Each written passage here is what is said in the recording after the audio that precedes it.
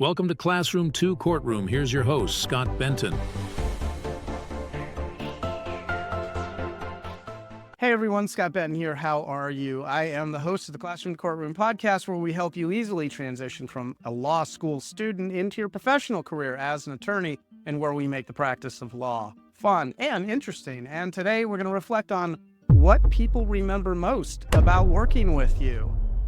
Are you a law student or recent graduate waiting for admission to the California bar and eager to gain real-world legal experience? Join the Legacy Lawyers' coveted associate programs in sunny Southern California. Our hands-on spring, summer, and fall programs provide opportunities to dive into high-stakes probate litigation. If you aspire to litigate and thrive in an America First culture that values God, family, and country, we want you on our team. Don't wait, space is limited. Call 714-766-0457 to learn more about this exciting opportunity. That's 714-766-0457. Elevate your legal career with the Legacy Lawyers. Now, this is usually long after the case you worked on is over, but in looking back over the way people felt about working with you, that can have important information inside of it for you to understand how you're showing up for your current client. Now, if your past clients, and whether they won or lost the case, have a long-lasting, generalized, overall good feeling about having worked with you, then great. You probably don't need to do a lot to improve your abilities to build positive working relationships with your clients.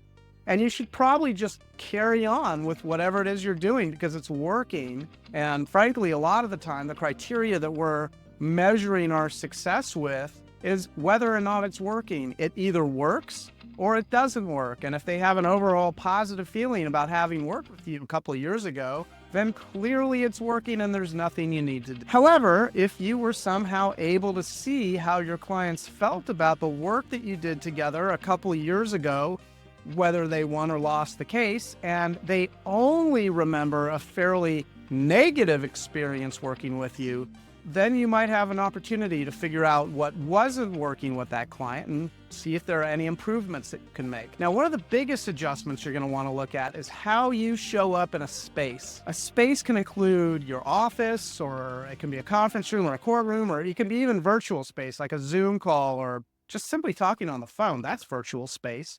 But whatever place that you're in when you're working on your cases or working with your clients, and it's not just limited to physical buildings or office rooms, this can include virtual spaces as well.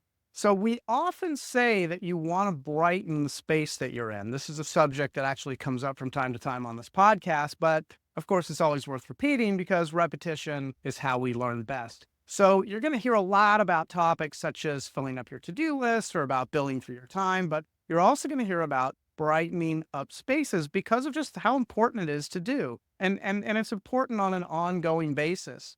So when you have a former client who remembers you in a positive light from a couple of years ago, after their case has completely been closed and no one's ever mentioned it again, the chances are that you're good at brightening up spaces. And when you walk into a room or when you join a Zoom call, the people who are already there probably feel your presence because you've simply just added a burst of refreshing positive energy, whether they know you or not. You showed up brightening that space, and anyone who was there felt it. On the other hand, if you've left ex-clients feeling more negatively about their interactions with you, whether the case was successful or not, then it could very well be a case where you're not showing up by brightening those spaces. Now, maybe you've changed your approach since then and you don't make the same mistakes anymore that you were making a couple of years ago, and you've gotten good at brightening up spaces. If not, then this would be a pretty good opportunity to take another look at how you're showing up. Are you brightening up spaces, or are you showing up with a far more negative attitude, a negative presence? And this is really going to color the experience for your clients, or maybe even with your own legal team, if that's how you're behaving just with your own legal team. It's something that you can catch now with your current clients, because if brightening up spaces is more of a weakness for you, then that can easily be corrected with a little bit of effort and a little bit of attention. You just need to know that's a thing. Now, one of the best things to do in order to brighten up spaces, if you're going into a space that you're probably not going to brighten up, is simply to stop and take a moment before entering that new space. And you want to do a quick self-inventory. You want to ask yourself what your mood is. You want to know what your posture is. You want to know what you're feeling and what kind of energy you're bringing in with you. Is it positive energy that others are going to be welcome to receive, or is it negative energy that's going to simply just repel your clients? Are you in a dark place that's going to cause people to have a hard time breathing because of your own inability to brighten up a space, and it just drains whatever energy was in that room in the first place? So once you do a quick self-evaluation, you can then reset yourself. Make any adjustments that you have to your appearance, and then move into the new space with radiance and confidence if you choose to bring that with you.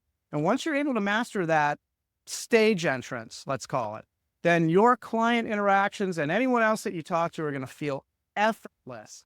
People are going to feel good about working with you. And ironically, years later, after the case is closed, whether you were successful or not, your ex-client will remember you in a good light. And all you did was make the decision to brighten up all the spaces you entered, and that made all the difference. So I hope that's been helpful. My name is Scott Benton. I'm the host of the Classroom to Courtroom podcast. Thank you so much for tuning into this episode. Now, if this podcast is material that you like and you want to get notified whenever we post a new episode, you can go to our website. Our website is classroom2courtroom.com. That's classroom, the number 2, courtroom.com. You can leave us your contact information. We'll send you an email anytime we post a new episode. You can also stay on top of all of our new episodes by sharing, liking, and subscribing wherever you find this podcast. And until the next episode, we hope you'll join us in making the world a better place, one client at a time. Thank you so much. Thanks for joining us on Classroom 2 Courtroom, the podcast designed to help launch your first-time legal career. If you have any feedback or ideas for episodes you'd like to hear, you can always find us at classroom2courtroom.com, where you can leave comments, ask questions, and even join our online community. And always remember, by becoming an excellent and confident practicing attorney, you actually make the world a better place. Now get out there and master the art of practicing law.